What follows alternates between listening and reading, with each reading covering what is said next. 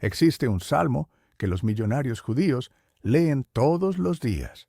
No lo leen como oración, no lo leen como poesía, lo leen como decreto, como una orden directa al universo que activa el flujo de abundancia con una precisión que la mayoría de las personas jamás va a entender. Lo pronuncian al despertar, lo pronuncian antes de cerrar un negocio, lo pronuncian cuando el dinero se va y lo pronuncian cuando el dinero llega. Y el dinero siempre llega, siempre vuelve, como si ese salmo fuera un imán invisible que conecta sus palabras con una fuente que nunca se seca. Hoy te voy a revelar cuál es ese salmo, cómo se pronuncia y por qué funciona. Pero no te lo voy a dar así nada más. Te lo voy a dar a través de una historia, porque este salmo solo abre el canal cuando entiendes por qué lo estás diciendo.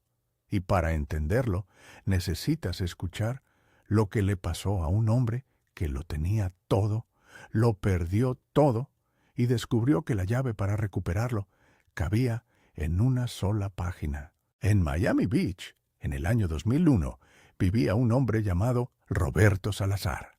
Tenía 46 años. Era cubano de nacimiento, pero se sentía más americano que el Super Bowl.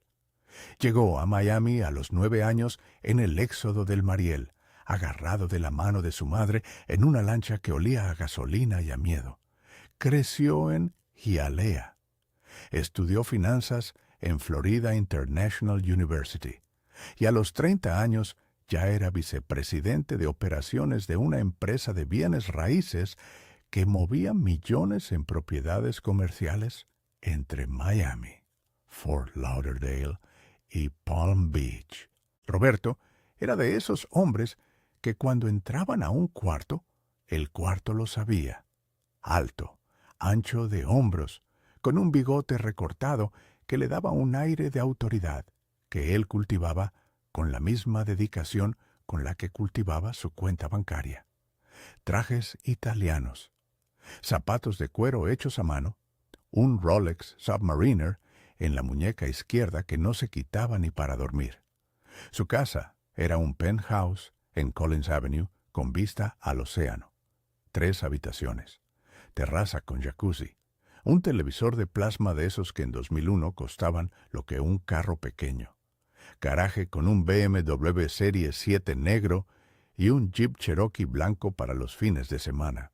Su esposa, Alina, era contadora, cubana también. Se conocieron en la universidad. Se casaron a los 25. Tuvieron 2 hijos, Roberto Jr. de 15 y Carolina de 12. La familia parecía sacada de una revista. Vacaciones en Aspen, Navidades en Nueva York, cumpleaños en restaurantes donde el menú no tenía precios. Roberto pagaba todo con una sonrisa y una tarjeta de crédito sin límite. La vida era un chorro de agua caliente que nunca se iba a cortar. O eso creía. El 11 de septiembre de 2001 no solo cambió el mundo, cambió el mercado inmobiliario de la Florida de formas que nadie previó. Los inversores extranjeros se retiraron. Los proyectos comerciales se congelaron. Las propiedades que Roberto tenía en cartera perdieron valor como fruta al sol. En 3 meses, la empresa donde trabajaba recortó personal. Roberto no fue de los primeros en caer, fue de los últimos, lo cual fue peor, porque durante semanas vio caer a los demás y vivió con la certeza falsa de que a él no le iba a pasar. Cuando lo llamaron al despacho del CEO un viernes de diciembre, Roberto entró con la confianza del hombre que cree ser intocable. Salió con una caja de cartón con sus cosas y la dignidad agrietada. Lo primero que pensó fue, esto es temporal. Soy Roberto Salazar. Tengo contactos, tengo experiencia, tengo un Rolex y un penthouse en Collins Avenue. En un mes estoy en otra empresa.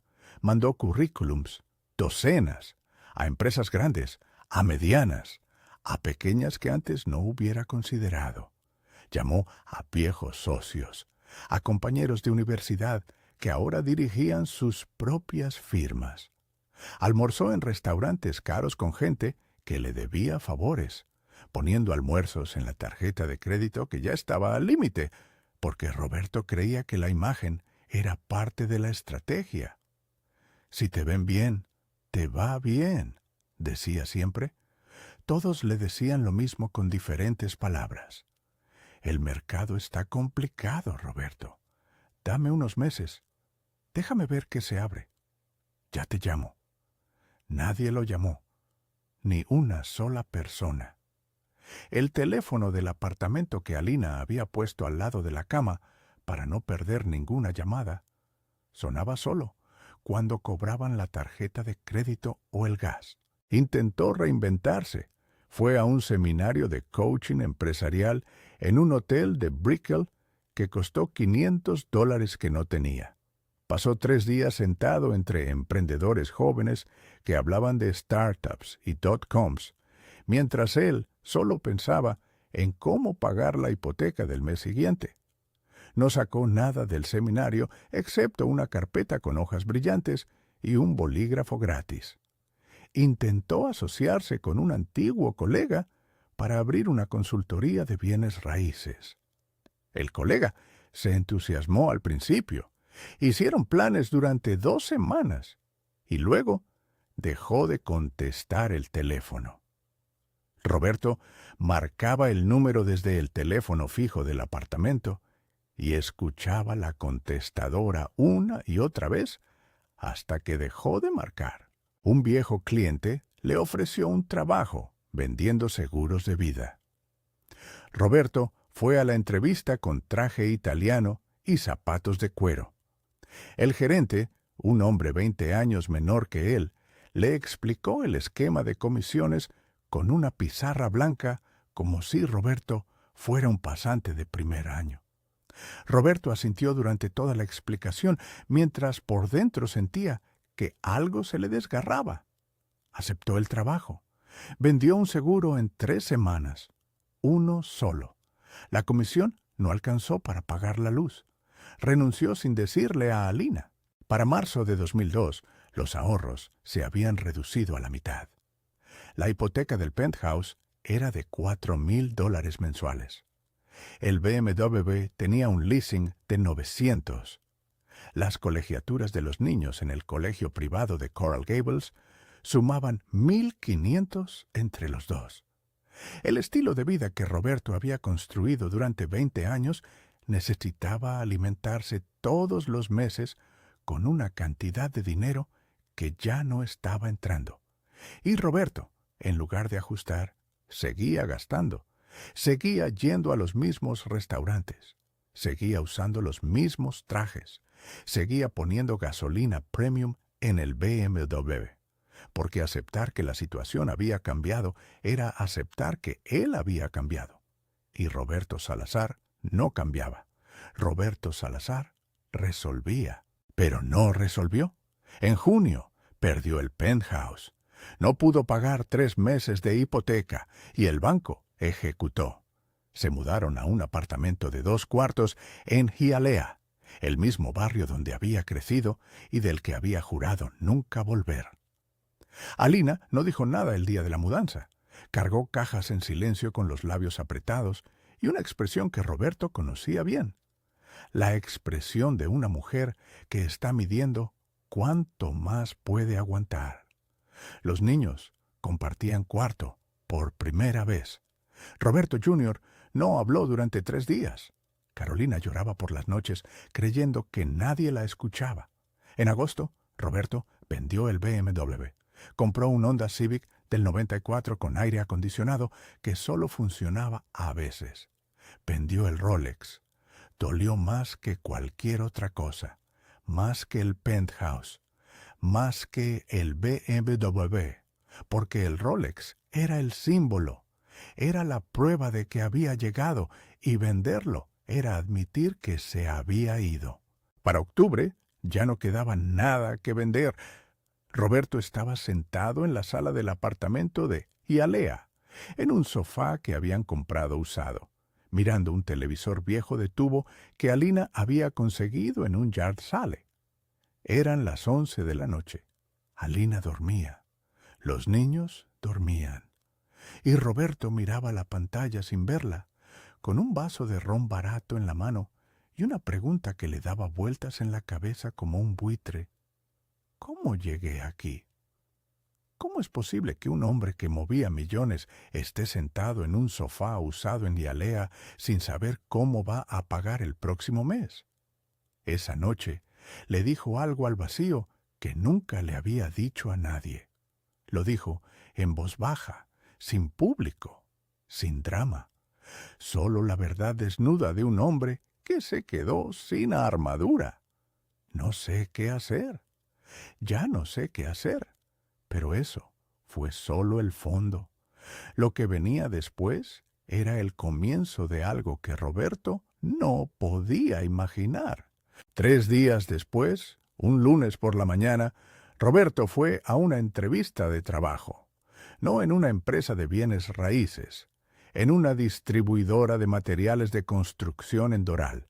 Un puesto de vendedor, con sueldo base y comisión. A los 46 años, después de haber sido vicepresidente, iba a vender sacos de cemento y varillas de acero. Se puso el mejor traje que le quedaba, el único que no había vendido, y manejó el Honda Civic por la 826, con el aire acondicionado roto y las ventanas abiertas. La entrevista fue en una oficina pequeña con techo bajo y piso de cerámica. Lo entrevistó un hombre joven, de unos 30, con polo y caquis, que le hizo preguntas básicas que Roberto habría considerado insultantes 2 años antes. ¿Tiene experiencia en ventas? ¿Puede trabajar en la calle con el calor de Miami? ¿Tiene carro propio? Roberto contestó con la humildad nueva que la quiebra le había instalado a la fuerza. Le dijeron que le avisaban. Roberto salió al estacionamiento. Se sentó en el Honda, puso las manos en el volante y se quedó ahí 10 minutos mirando el asfalto. En el estacionamiento, en el carro de al lado, un hombre mayor estaba sentado con la puerta abierta leyendo algo. Roberto no le prestó atención al principio, pero el hombre lo miró y le dijo algo en español con un acento que Roberto reconoció inmediatamente.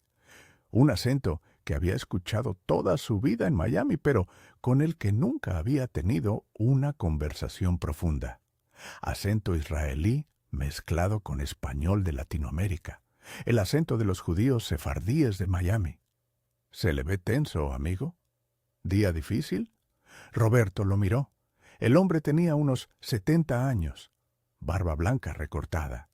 Kipá azul oscuro. Camisa blanca con las mangas enrolladas. Manos grandes con un anillo de oro simple en el dedo anular. Estaba leyendo un libro pequeño de tapas negras con letras doradas en hebreo. Roberto no sabía por qué, pero contestó con la verdad. Quizás porque el hombre era un desconocido. Quizás porque ya no le quedaba energía para mentir. Día difícil, año difícil, vida difícil últimamente. El hombre asintió con la cabeza lentamente, cerró el libro, lo puso sobre el regazo. ¿Perdió algo importante? Roberto soltó una risa corta, sin alegría. Todo. Perdí todo. El hombre lo miró con unos ojos marrones que tenían una calma que Roberto no había visto en nadie, ni en los CEOs más poderosos con los que había negociado, ni en los pastores de la iglesia donde Alina lo arrastraba los domingos. Una calma que parecía venir de un lugar muy hondo. Nadie pierde todo, dijo el hombre. Solo pierde lo que no le pertenecía de verdad. Lo que le pertenece de verdad no se puede quitar. Solo se puede bloquear. Roberto frunció el ceño. ¿Bloquear cómo? Antes de continuar con lo que este hombre le reveló a Roberto, quiero detenerme un momento. Sé que en YouTube casi nadie se suscribe a los canales, y a veces nos da pereza tocar ese botón. Pero si tú que me escuchas ya te suscribiste y le diste like a este video, quiero agradecerte de corazón. Me lleva tiempo buscar estas historias, escribirlas con cuidado y narrarlas para ti. Tu apoyo significa más de lo que imaginas. Gracias. Ahora sí, sigamos, porque lo que viene es lo que realmente importa. El hombre se presentó. Se llamaba Moisés. Moisés ben Zaquén. Era dueño de 3 ferreterías industriales en el sur de la Florida. Llevaba 40 años en Miami. Había llegado de Venezuela en los 60. Como muchos judíos sefardíes que emigraron a la Florida cuando la situación en Sudamérica se puso difícil. Y había vivido 3 crisis económicas, 2 quiebras personales y un divorcio antes de construir lo que tenía ahora. Roberto lo escuchó con atención. Un hombre que se había quebrado 2 veces y ahora tenía 3 negocios. ¿Cómo? Moisés sonrió. Le voy a responder con algo que usted no espera. No fueron los negocios los que me sacaron de la quiebra. Fue un salmo. Roberto casi se ríe. ¿Un salmo? Moisés no se inmutó. Lo miré igual que usted me está mirando ahora cuando mi padre me lo dijo por primera vez. Tenía 34 años. Estaba quebrado. Debía dinero a medio mundo. Mi esposa se había ido, y mi padre, que en paz descanse, me sentó en la mesa de su casa en Caracas y me dijo: Moisés, deja de buscar dinero y empieza a hablar con el que te lo da. ¿Hablar con quién?, preguntó Roberto. Moisés abrió el libro que tenía en el regazo. Era un libro de salmos, Tehilim en hebreo. Lo abrió en una página que estaba marcada con un hilo dorado. El papel estaba gastado de tanto uso, las esquinas suaves de tanto toque. Señaló con el dedo. Salmo 23. Mismor le David, Adonai Roy, lo Echzar. Un salmo de David. El Señor es mi pastor, nada me faltará. Roberto conocía el salmo. Todo el mundo lo conocía. Lo había escuchado en funerales, en misas, en películas. Pero Moisés le dijo algo que cambió completamente lo que esas palabras significaban. Usted conoce este salmo como una oración de consuelo. Lo lee cuando alguien se muere. Lo lee cuando tiene miedo. Pero así no lo usamos nosotros. Nosotros lo leemos como un decreto de abundancia. Escúcheme bien, la primera línea no dice: Señor, ojalá no me falte nada. No dice: Señor, espero que me ayudes. Dice: nada me faltará. Punto. Es una declaración, es un decreto, es una orden que sale de tu boca y entra al universo como una flecha. No estás pidiendo, estás declarando, estás usando el Koach Hadibur, el poder creativo de la palabra, para establecer una realidad. Moisés le fue desgranando el salmo verso por verso. En praderas verdes me hace descansar. No es futuro, es presente. Ya me está dando descanso, ya me está llevando a aguas tranquilas, ya restaura mi alma, ya me guía por sendas de justicia. Aunque camine por el valle de sombra de muerte, no temeré mal alguno. ¿Por qué? Porque tú estás conmigo. No estarás, estás, ahora, aquí, en este estacionamiento, en este Honda Civic con el aire roto, en esta quiebra. Estás conmigo ahora. Moisés lo miró fijamente. Y luego el verso que los millonarios judíos no se cansan de repetir. Preparas mesa delante de mí en presencia de mis angustiadores. Ungiste con aceite mi cabeza. Mi copa está rebosando. ¿Entiende lo que dice? No dice que la mesa viene cuando los problemas se van. Dice que la mesa se prepara delante de los problemas, en presencia de los angustiadores, con los enemigos mirando, con las deudas encima, con el mundo cayéndose. Ahí, en medio de todo eso, la copa rebosa. No va a rebosar. Rebosa. Ya. Roberto sentía que algo se movía dentro de su pecho, como si una puerta oxidada estuviera siendo empujada desde adentro. Moisés continuó. Mi padre me dijo, Moisés, cada mañana antes de abrir los ojos del todo, antes de que la lista de problemas se instale en tu cabeza, lee este salmo en voz alta. No como oración, como decreto, con la misma autoridad con la que firmas un cheque, porque cada palabra de ese salmo es un cheque firmado por Dios. Tú solo tienes que cobrarlo, pero lo cobras con la boca, con la voz, con la convicción de que lo que dice ya es real, aunque tus ojos todavía no lo vean. Roberto se quedó en silencio un largo rato. El estacionamiento estaba casi vacío. El sol de Miami caía sin misericordia sobre el asfalto. Moisés esperó sin prisa. Tenía la paciencia de quien ha contado esta historia antes y sabe que cada persona necesita su tiempo para procesarla. ¿Y funciona?, preguntó Roberto con voz ronca. Moisés levantó las manos. Miró alrededor como abarcando todo. 3 ferreterías, una casa pagada, mis hijos en la universidad, mi segunda esposa, que es la mujer de mi vida, y empecé desde más abajo que usted. 2 veces. Funciona, pero no como usted piensa. No es que lees el salmo y al otro día llueve dinero, es que el salmo cambia algo aquí adentro. Se tocó el pecho. Cambia la frecuencia con la que te relacionas con la abundancia. Dejas de vibrar en escasez. Dejas de declarar pobreza. Dejas de cerrar el canal. Y cuando el canal se abre, el Shefá entra.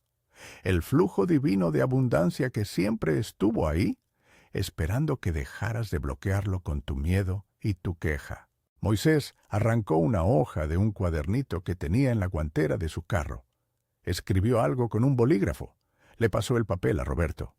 Era el Salmo 23 completo, escrito a mano en español, con letras claras y firmes.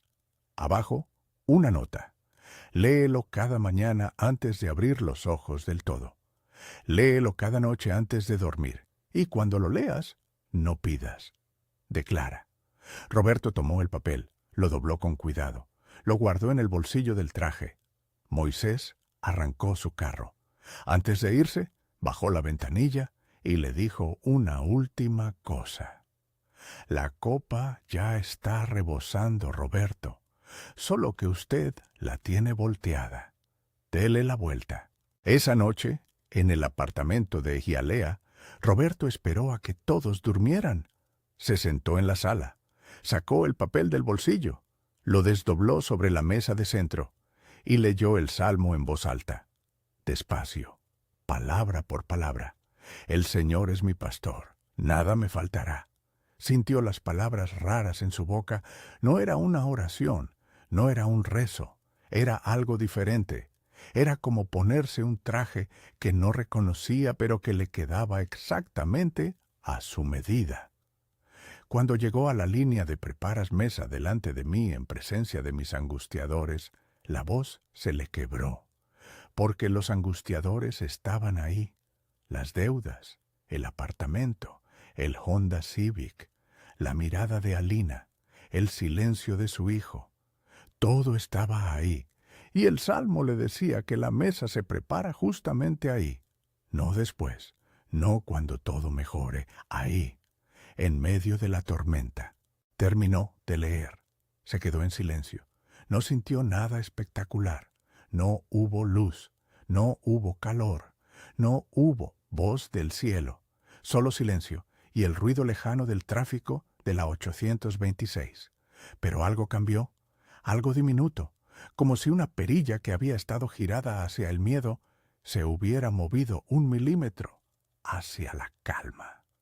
Solo 1 milímetro. Pero en una vida que llevaba meses girando en la dirección equivocada, 1 milímetro hacia la calma era un milagro. La primera semana fue una batalla, no contra el mundo, contra sí mismo, contra su propia boca. Roberto leía el Salmo cada mañana antes de abrir los ojos del todo, como Moisés le dijo, y cada noche, sentado en la sala con el papel arrugado sobre la mesa. Pero durante el día, la queja volvía, con fuerza, con hambre. La queja quería su espacio de vuelta. Cada vez que veía el Honda Civic, donde antes estaba el BMW, la frase se le formaba sola. Mira en lo que caí.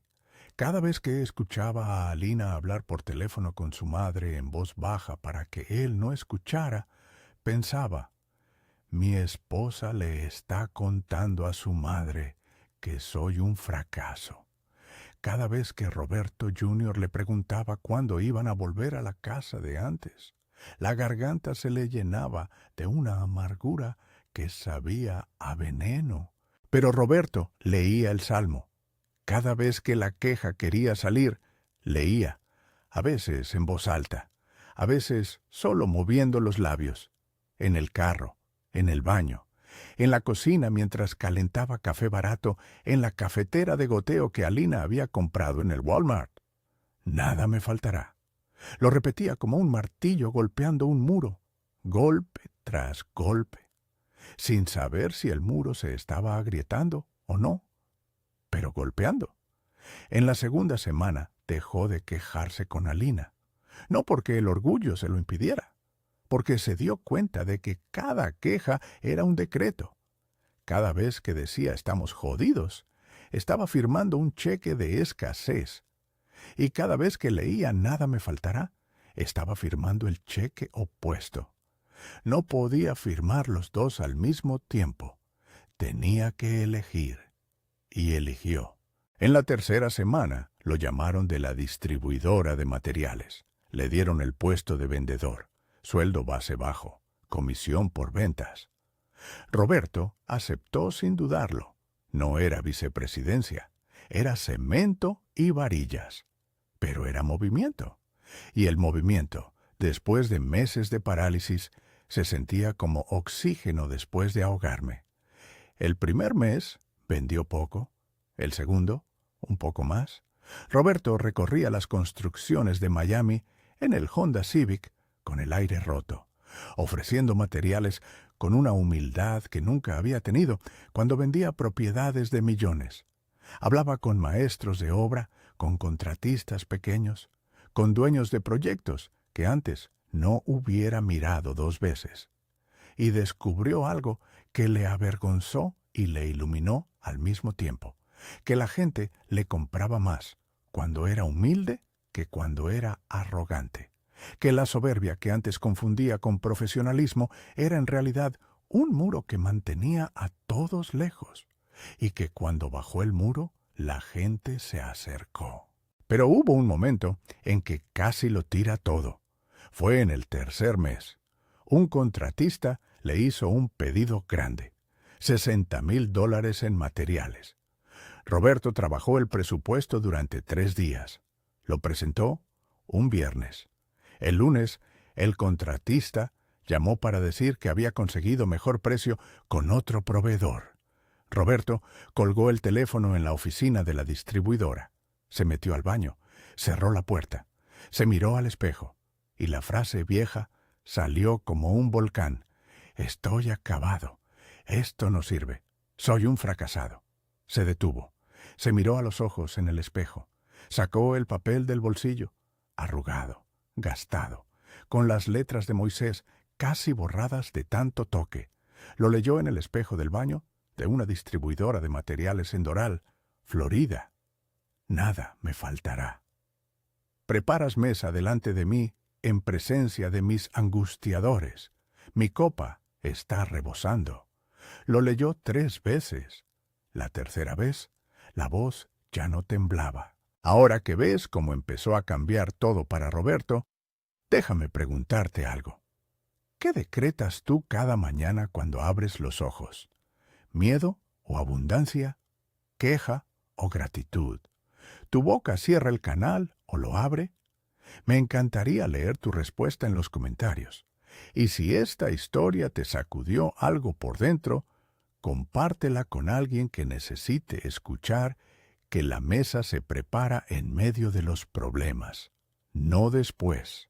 Ahora terminemos de ver qué pasó. Los meses que siguieron fueron un puente de incidentes que Roberto no podía haber planeado. Un contratista al que le había vendido un pedido pequeño lo recomendó con un desarrollador de condominios en Brickell. El desarrollador necesitaba un proveedor confiable para un proyecto grande. Roberto preparó la propuesta con el mismo cuidado con el que antes preparaba inversiones millonarias. Se la ganó. Era el pedido más grande que la distribuidora había recibido ese año. Su jefe lo ascendió a gerente de cuentas comerciales. Le subieron el sueldo. Le dieron una camioneta de la empresa. 6 meses después, Roberto ya dirigía la división comercial entera. Un año después, el dueño de la distribuidora le ofreció participación como socio minoritario. Roberto aceptó con una condición que el dueño encontró extraña: que lo dejara cerrar cada viernes 1 hora antes para ir a su casa y leer algo con su familia. El dueño aceptó sin entender. No necesitaba entender. Cada viernes Roberto llegaba al apartamento de Hialeah, se sentaba con Alina, con Roberto Jr. y con Carolina, y leía el Salmo 23 en voz alta. Al principio los niños lo miraban raro. Alina lloraba en silencio, pero con las semanas la lectura se volvió ritual, se volvió ancla.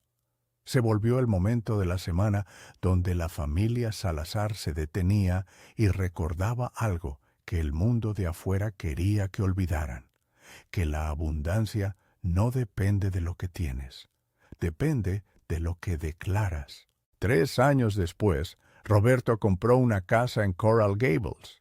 No un penthouse, una casa con jardín donde Carolina podía tener un perro y Roberto Jr. podía practicar basquetbol.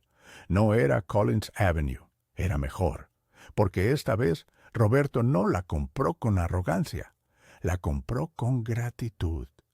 Y la primera cosa que puso sobre la mesa del comedor, antes que los platos, antes que las flores, antes que nada, fue el papel arrugado con el Salmo 23 escrito a mano por un hombre llamado Moisés en un estacionamiento de Doral. Hay algo que necesitas entender sobre este salmo y sobre lo que los judíos saben del dinero que el resto del mundo no ha comprendido. El dinero es shefá, es flujo divino, es energía que baja constantemente desde lo invisible hacia lo visible. Ese flujo no se detiene nunca, pero la mayoría de las personas lo bloquea con 3 cosas: la queja, el miedo y la soberbia. Roberto tenía las 3. Se quejaba cuando las cosas no salían como él quería. Se quejaba en la oficina, se quejaba en la casa, se quejaba manejando, se quejaba solo. Tenía miedo de perder lo que tenía y cuando lo perdió, tuvo miedo de no recuperarlo jamás. Y su soberbia le hacía creer que él era la fuente de su abundancia, que su inteligencia y sus contactos eran los que generaban el flujo, cuando en realidad él solo era el canal. Y un canal que se cree fuente se tapa a sí mismo. El Salmo 23 desmonta las 3. Nada me faltará desmonta la queja. No temeré mal alguno desmonta el miedo. El Señor es mi pastor desmonta la soberbia, porque reconoce que hay una fuerza más grande que tú dirigiendo el flujo. Cuando pronuncias este salmo con convicción, no estás rezando. Estás reconectando con la fuente. Estás abriendo el canal que tu boca había cerrado con años de decretos de escasez. Los millonarios judíos no leen este salmo porque sean supersticiosos. Lo leen porque entienden una ley que la mayoría ignora. La boca es la puerta del shefá. Lo que declaras con tu boca determina lo que fluye hacia tu vida. El Koach Hadibur, el poder creativo de la palabra, no es una teoría mística, es la herramienta más práctica que existe. Y el Salmo 23 es esa herramienta afilada al máximo. Cada verso es un decreto. Cada línea es una orden. Cada palabra es una llave que abre una puerta diferente del flujo de abundancia. Esta noche, antes de dormir, quiero que hagas algo. Busca el Salmo 23. Léelo en voz alta, no como oración, no como rezo, como decreto, con la misma autoridad con la que firmarías un contrato. Siente cada palabra. Cuando digas nada me faltará, siéntelo real. Cuando digas preparas mesa delante de mí en presencia de mis angustiadores, piensa en tus problemas actuales, en tus deudas, en tus miedos, y declara que la mesa ya está servida ahí, en medio de todo eso. Y cuando digas mi copa está rebosando, cierra los ojos y siente la copa llena. No medio llena, rebosando. Hazlo cada mañana al despertar y cada noche al acostarte, sin faltar un solo día, durante 30 días mínimo. La constancia no es opcional, es el ingrediente que separa a los que decretan de los que solo leen. El salmo leído una vez es poesía. El salmo leído 30 días seguidos con convicción es una fuerza que reorganiza tu realidad desde adentro hacia afuera. No esperes resultados inmediatos. La primera semana sentirás que no pasa nada. La segunda semana notarás que algo cambió en ti, no en el mundo. La tercera semana el mundo empezará a responder. Pero presta atención a lo que empieza a moverse en tu vida. Las puertas que se abren, las llamadas que llegan, las personas que aparecen, los puentes que se construyen sin que tú pongas un solo ladrillo. Eso es el Shefá, entrando por el canal que tu boca acaba de abrir. Roberto lo aprendió en un estacionamiento de Doral, sentado en un Honda Civic, con el aire roto, de un judío de 70 años que leía salmos en su carro con la calma de quien sabe que la copa siempre rebosa si no la volteas. Tú lo estás aprendiendo ahora, con estas palabras, en este momento. El Señor es tu pastor. Nada te faltará. No mañana, no cuando los problemas se resuelvan. Ahora. La mesa ya está servida. La copa ya está rebosando. Solo tienes que dejar de voltearla.